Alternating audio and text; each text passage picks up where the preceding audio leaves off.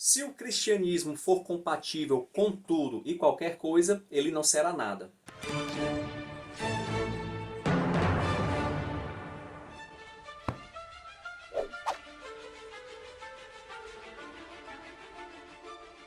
Fala pessoal, bem-vindos ao canal Ler é Preciso. Eu me chamo José Lopes. Nesse vídeo falarei sobre o livro de Roger Olson, publicado pela editora CPAD, Contra a Teologia Liberal, uma defesa cristã bíblica tradicional. Livro esse publicado aqui no Brasil em 2023 e que tem 158 páginas. Aqui Roger Olson vai fazer uma crítica bem pertinente a respeito da teologia liberal e como essa teologia ela se afasta do verdadeiro cristianismo, o cristianismo que ele chama de cristianismo ortodoxo ou conservador. Ele deixa bem claro aqui na introdução que ele não está fazendo nenhum julgamento a respeito da salvação individual de cada um dos crentes que aderiram ou aderem à teologia liberal. Ele diz corretamente que ele não é juiz para fazer isso. No entanto, ele pode e deve fazer um julgamento a respeito de qualquer sistema teológico. E é isso que ele faz. Ele faz um julgamento sobre o sistema teológico chamado de teologia liberal. Deixando claro também que teologia liberal não é a mesma coisa que progressismo. Ok? Aqui no Brasil a teologia liberal ela não tem assim, uma tradição tão forte como na Europa e nos Estados Unidos. Então é comum aqui no Brasil as pessoas confundirem os conceitos e chamar uma pessoa que é cristã progressista de liberal. Cuidado, a pessoa ela pode ser progressista e ao mesmo tempo ser conservadora teologicamente falando, ainda que seja mais raro. Tá? Na maioria das vezes quem é progressista culturalmente falando acaba também sendo liberal teologicamente, mas não necessariamente. Quando ele fala aqui de teologia liberal, ele está falando da tradição protestante que se inicia ali no século XVIII, melhor dizendo, século XIX, primeira metade do século XIX, mais especificamente com o teólogo alemão Friedrich Schleiermacher. O Friedrich Schleiermacher ele escreve um livro chamado Sobre a Religião, onde digamos que é o marco inicial do que nós chamamos de teologia liberal. É interessante notar que Schleiermacher ele tinha uma boa intenção. Ele queria dar uma nova roupagem ao cristianismo para que o cristianismo pudesse ser atraente para, digamos assim, as pessoas cultas do Ocidente ali do século XIX. Temos que entender que no final do século XVIII, começo do século XIX, a Europa ela vivia no que nós chamamos de racionalismo. As pessoas estavam profundamente influenciadas pelo iluminismo e o cidadão e a cidadã culta, ela rejeitava qualquer coisa que não pudesse ser explicado pela razão. Tá? Então, os dogmas centrais do cristianismo estavam sendo deixados de lado pelas pessoas europeias, do Ocidente. Schleiermacher, então, ele tenta, digamos assim, trazer o cristianismo para essas pessoas de uma forma mais culta, mais apreensível pela razão humana. Infelizmente, o tiro acabou saindo pela culatra, porque não só Schleiermacher, mas como outros que vieram depois deles, acabaram se afastando tanto, desconstruindo tanto o cristianismo ortodoxo, que Roger Olson chega a dizer que na realidade não deveria nem mais ser chamado de cristianismo, a teologia liberal. Aqui ele vai dividir o livro em 7 capítulos, na realidade em 8 capítulos, onde ele vai analisar a teologia liberal em alguns quesitos da teologia sistemática. Capítulo 1, a tradição cristã liberal e a sua teologia. Aqui ele vai dar um pequeno resumo de como se inicia a teologia liberal na Europa com Schleiermacher. Depois segue-se com Albert Rich. E depois alguns teólogos norte-americanos, eles têm acesso a essa teologia liberal europeia, levam para os Estados Unidos, onde realmente se expande bastante, principalmente nos seminários teológicos norte-americanos. Nos Estados Unidos a teologia liberal ela tem grande influência, já teve mais, mas ainda tem grande influência nas principais denominações cristãs protestantes norte-americanas. O capítulo 2, as fontes e as normas da teologia liberal, aqui Roger Olson vai dizer que as fontes e normas da teologia liberal não são a Bíblia, não é a tradição cristã, mas é a ciência e a filosofia. Tá? Então o teólogo liberal, quando ele estuda a Bíblia, quando ele estuda os dogmas cristãos, ele analisa se faz sentido para a ciência daquele momento, da época que está sendo estudado. Então é a ciência e a filosofia que diz, segundo o teólogo liberal, se aquela parte da Bíblia é verdadeira ou não, se aquela parte da tradição cristã é verdadeira ou não. E isso é um grande problema. Capítulo 3, a teologia liberal e a Bíblia. Ele vai mostrar como os teólogos liberais... É interessante que os teólogos liberais eles são diversos. A teologia liberal ela é heterogênea, tá? Assim também como o cristianismo ortodoxo. O cristianismo ortodoxo, nós temos protestantes e católicos romanos, por exemplo. Pensam diferente em muitos aspectos. No entanto, aceitam os 3 primeiros concílios ecumênicos, aceitam o credo apostólico, os principais dogmas do cristianismo, como ressurreição de Cristo, nascimento virginal, trindade, a união hipostática de Cristo. Tá? Então, são cristãos ortodoxos, católicos e protestantes, no entanto, há uma heterogeneidade aí, tá certo? A mesma coisa acontece com os teólogos liberais. Então ele vai citar principalmente teólogos liberais norte-americanos do final do século XIX e século XX. Muitos bem desconhecidos, tá? Eu não conhecia esses teólogos, não conheço.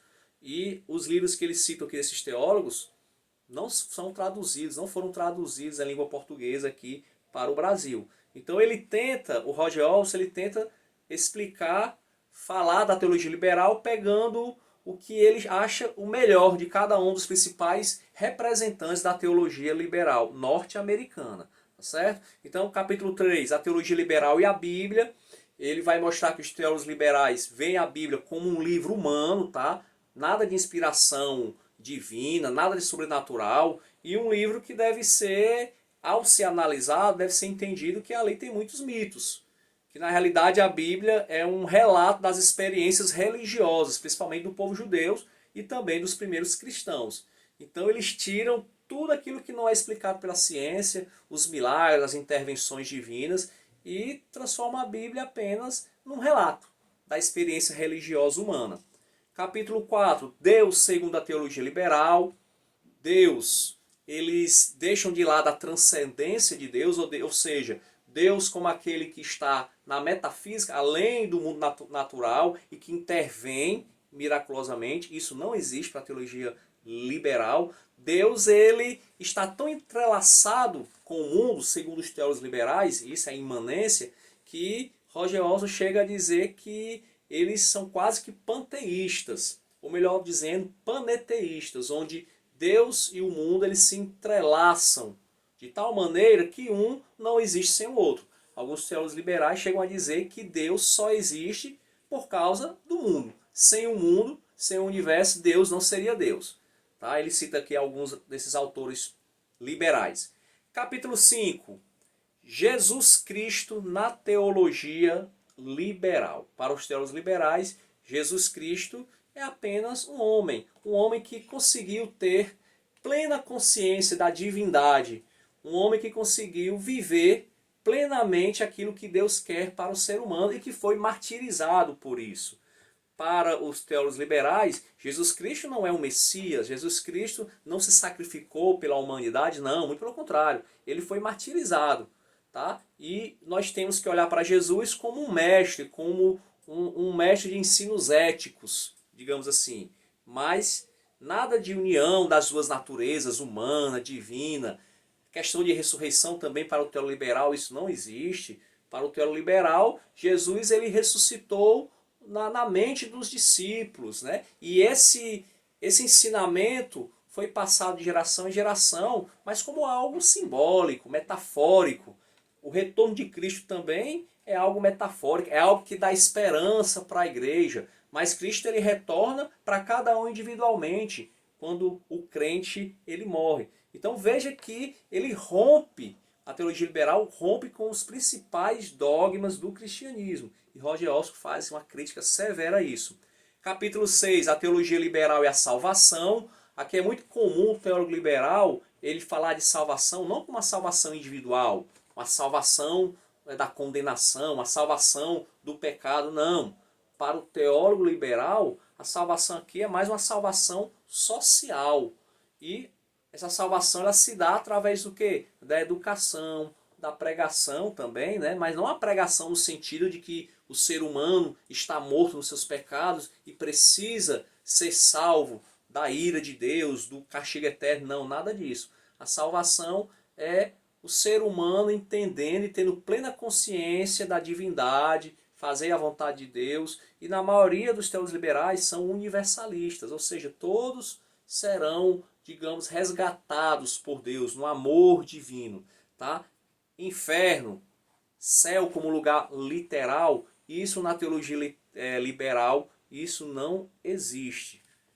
Capítulo 7, o futuro da teologia liberal, e ele emenda aqui com o capítulo 8, que é muito próximo, a crise da teologia liberal. Roger Olson vai dizer que a teologia liberal ela já foi mais, digamos assim, mais relevante no Ocidente, Europa e Estados Unidos. Antes da Primeira Guerra Mundial, os teólogos liberais eles tinham uma visão bem otimista da natureza humana. Eles achavam que através da educação o ser humano ele poderia evoluir, progredir cada vez mais e assim também o reino de Deus. O reino de Deus se espalharia na medida em que o ser humano fosse tendo mais entendimento a respeito da divindade, a respeito de Deus.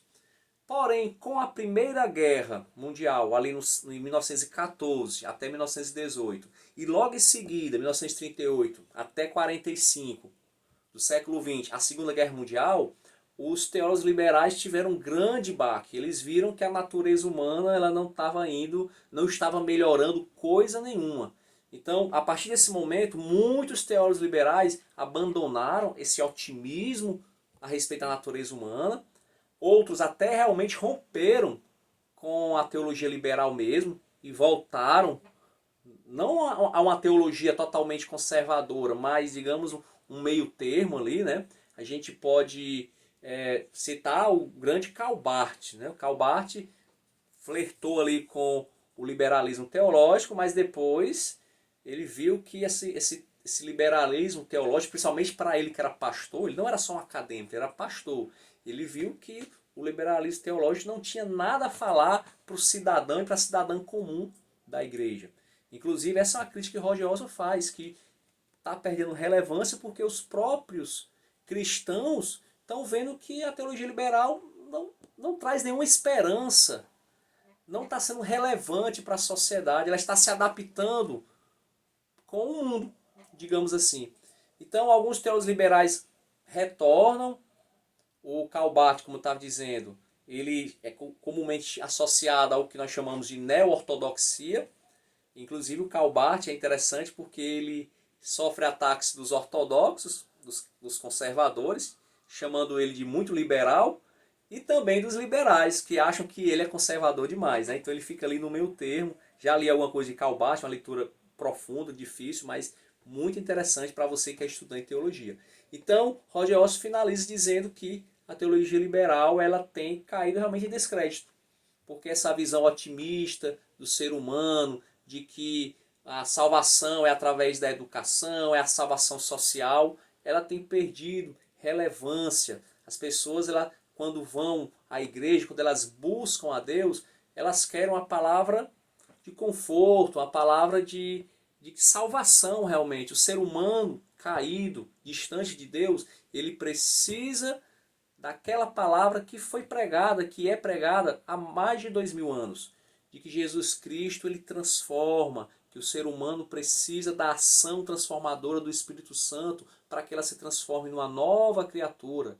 Que Jesus Cristo retornará. Discurso esse que parece ultrapassado, né, para as mentes intelectuais. No entanto, é o discurso, é essa palavra que faz a igreja prevalecer desde o ano 1 da era cristã. Então, mais do que indicado esse livro, é um livro que é para leigo, tá? Não é preciso você ter grandes conhecimentos teológicos, um livro curtinho, e Roger Olson, sempre um bom escritor. Muito obrigado se você ficou até aqui, se você gostou desse vídeo, Peço que se inscreva no canal, dê um like no vídeo. Até a próxima e vamos ler porque ler é preciso.